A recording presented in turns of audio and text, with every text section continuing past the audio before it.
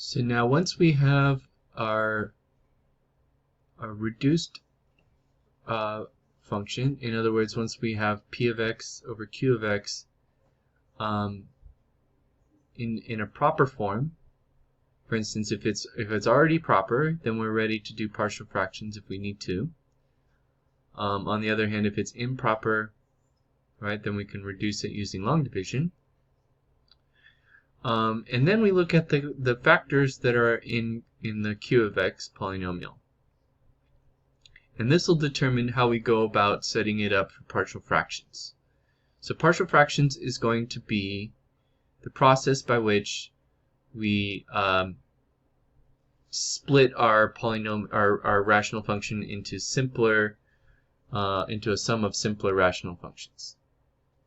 Okay, so depending on what kind of factors we have in the denominator, that will determine how we're going to set it up. So we'll kind of go through a bunch of separate cases here where either q of x is a product of distinct linear factors, or q of x is a product of linear factors, some of which are repeated. And then we'll consider when q of x contains irreducible quadratic factors, or when it contains repeated irreducible quadratic factors. So let's consider the first case. Q of x is a product of distinct linear factors. Okay, so what does distinct mean? Well, distinct means they're different. Okay, so they're different linear factors, so no repetition.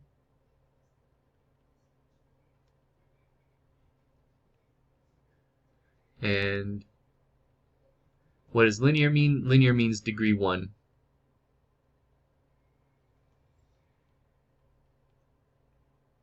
Okay, so the factors would be something of this form, right? Where they're all degree 1 factors, and they're all different from one another. Okay, so how do we deal with this? So the partial fractions in this case will be of the form a1 over a1x plus b1. So that's the first factor in its own rational expression, plus, and then the next factor in the next denominator, and so on for all of them. So we're putting each of these factors into a separate rational function with their own denominators. And then in the numerator, a1, a2, and so on, these are all going to be constants. And our goal will be then to try and solve for those constants. So let's demonstrate this process by actually going all the way through it. So for instance here, the first thing I would notice is that because they're degree 2 on top and degree 3 on bottom, it's already proper. I don't need to worry about reducing it, but we want to think about how this will be split into partial fractions. So what we'll start out with is factoring the denominator. So before I can write the form of the partial fractions, we need to make sure that the denominator is completely factored. So let's think about how the denominator factors here. So I've got, actually what I notice is first, before I do anything, I can factor out an x, a factor of x. And then I'm left with 2x squared plus 3x minus 2. And then the next thing I notice is that I can factor that as 2x and x in one factor. So let's see, in order to get what we have here is a negative 2. We need a minus 2 and a plus 1, or the other way around. But let's see, we want to get a plus 3x in the middle. So I think I'll put the plus 2 on the outer and then a minus 1 on the inner. So we have 4x minus 1x is 3x. Okay, so now it's completely factored. We see there are 3 distinct linear factors here. So the form of the partial fractions in this case will look like this, where we've got the first linear factor is x. So we'll just have a over x, and then b over 2x minus 1, and then c over x plus 2. Okay. So now our goal will be to try and solve for these constants a, b, and c. Okay, but this is the setup. And notice that once it's set up this way, then we can easily integrate each term separately. And so the integral becomes very simple after that. Okay, so now the goal is to figure out what those coefficients a, b, and c are. So we're going to set it up over here. I'm going to work out the partial fractions over here. Okay. So notice that we kind of started out with one thing over here on the left side where it's like x squared plus 2x minus 1 over these three factors multiplied 2x minus 1 and x plus 2. And then on the right hand side we're equaling that to a sum of three terms, a over x plus b over 2x minus 1 plus c over x plus 2. Okay, so now we need to figure out what a, b, and c are in this case. Notice this equation should hold for any value of x.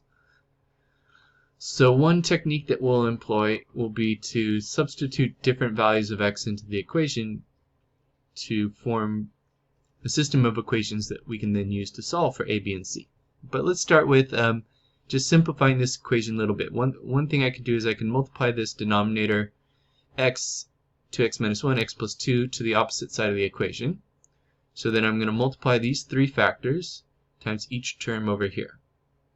Right, so x, 2x minus 1, and then x plus 2 gets multiplied by each of these three factors over here. So when I multiply a over x times those three factors, notice the x factor divides. So I have a times the other two factors, 2x minus 1, x plus 2. Same with b. When I multiply b over 2x minus 1 times those three factors, the 2x minus 1 factor cancels. So I've got b times x plus 2 that remains. And then for the c, we got the x plus 2 factor cancels, so I'm left with c times x times 2x minus 1.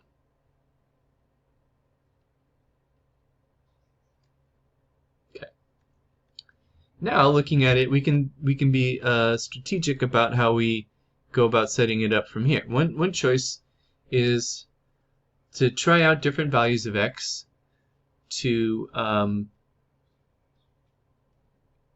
cancel out terms. So, for instance, one thing I notice is that if I substitute x equals 0 in the equation, well, then I've got this term and this term that contain a factor of x will become 0. And then that gives me an equation that I can use to solve for a.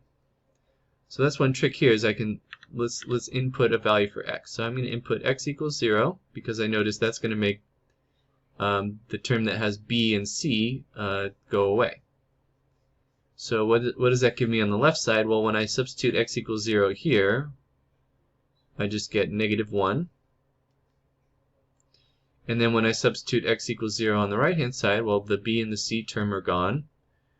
And so then I would have a times negative 1 times 2, right?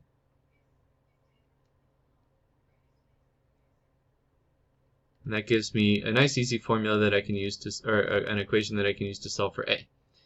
Right, so I get negative 1 equals negative 2a.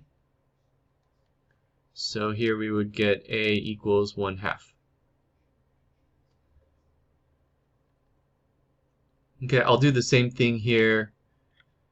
I can also substitute in, let's see, what value of x would make the 2x minus 1 factor turn to 0.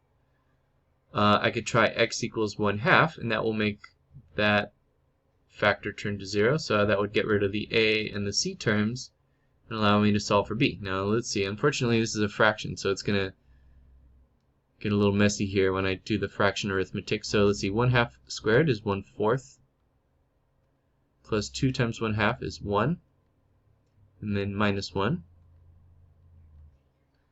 And then here, of course, this becomes 0. And then I've got b times 1/2. And then 1/2 plus 2 will be 5/2. And then here when I substitute x equals half into the next term, then the c term is 0. So we're just left with this. And let's see, so now I've got on the left hand side 1 over 4. On the right hand side I have 5 over 4b. And then solving for b, I get b equals 1 over 5.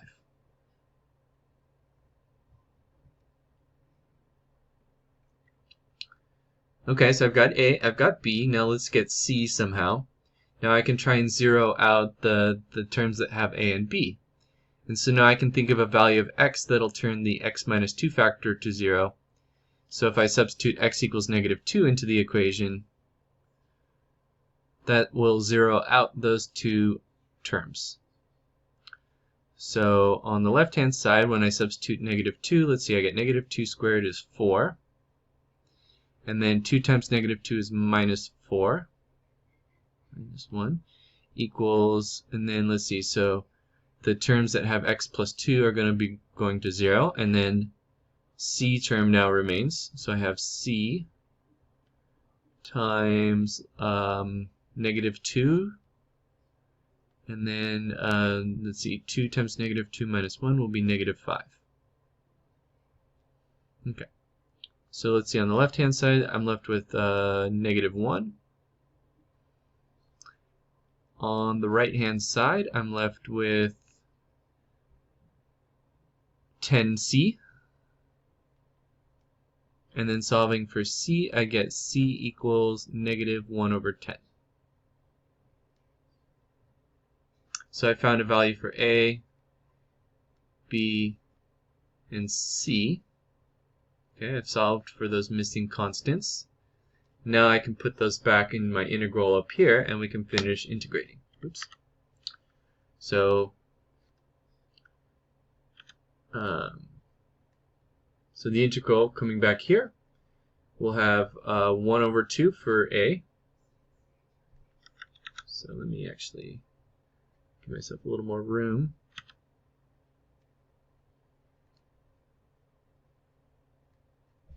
So we got 1/2 over x plus b was 1/5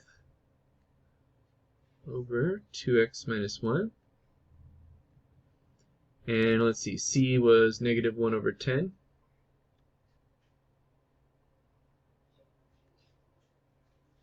Over x plus 2. Okay.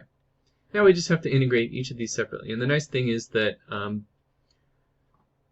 in each case it's just going to be a natural log. So for instance here we've got 1/2 over x, so that's 1/2 times ln of the absolute value of x. Let me integrate that one. Here I want to be a little bit careful because it's got a 2x minus 1. So I'll have a 1 over 5, and then the integral of 1 over 2x minus 1 will have a 1/2 in there times ln of 2x minus 1. Where did that 1/2 come from? So actually I'm doing kind of something mentally, and here maybe I can kind of work this out in a separate place here. So integral of 1 over 2x minus 1 I can think of as I'm substituting 2x minus 1, and so du is 2 dx, so I'll have a 1/2 du equals dx. So that's where that 1/2 comes from.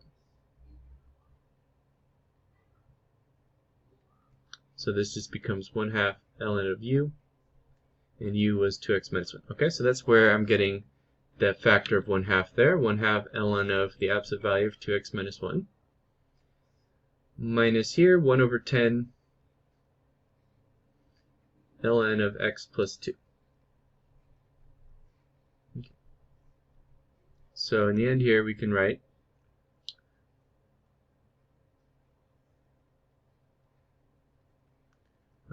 plus 1 over 10 ln of 2x minus 1 for that one.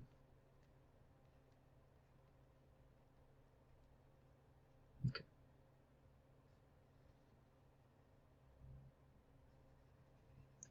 And you notice that once we've figured out those coefficients, a, b, and c, then the integration step was pretty straightforward.